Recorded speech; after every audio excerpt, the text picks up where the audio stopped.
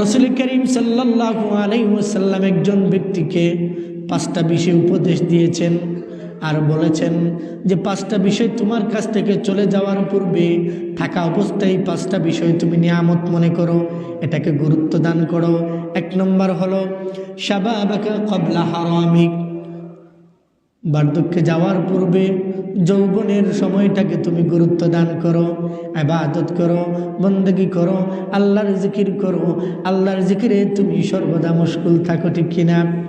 2 নম্বর হলো ওয়াসিহাতিকা ক্বাবলা সাকামিক, অসুস্থ হওয়ার পূর্বে সুস্থতার নিয়ামতকে তুমি কাজে লাগাও। আমরা তো অসুস্থ হলে তখন আল্লাহ পাক রব্বুল আলামিনকে ডাকি। 3 নম্বর বলেছেন ওয়াগিনাকা ক্বাবলা ফাকরিক, অর্থাৎ তুমি দরিদ্র হওয়ার পূর্বেই তোমার মধ্যে যে ধন সম্পদ আছে সেই ধন সম্পদকে তুমি কাজে লাগাও।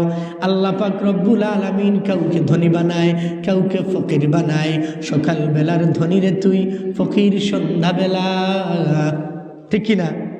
4 নম্বর হলো ওয়া ফারাগাকা ক্বাবলা শুগলিক, সুবহানাল্লাহ, ওয়া ফারাগাকা ক্বাবলা শুগলিক, যে তুমি ব্যস্ততা হওয়ার পূর্বে অবসর সময়কে কাজে লাগাও। আল্লাহু আকবার। 5 নম্বর হলো ওয়া হায়াতাকা ক্বাবলা মাউতিক, মৃত্যুর পূর্বের হায়াত জীবনকে তুমি কাজে লাগাও। আমরা এই দুনিয়ার জমিন থেকে চলে যাব, দুনিয়ার জমিনে আমাদের কেউ আটকায় রাখতে পারবে না।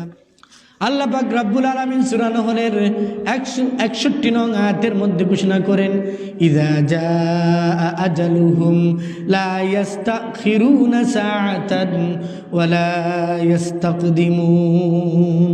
সুবহানাল্লাহ।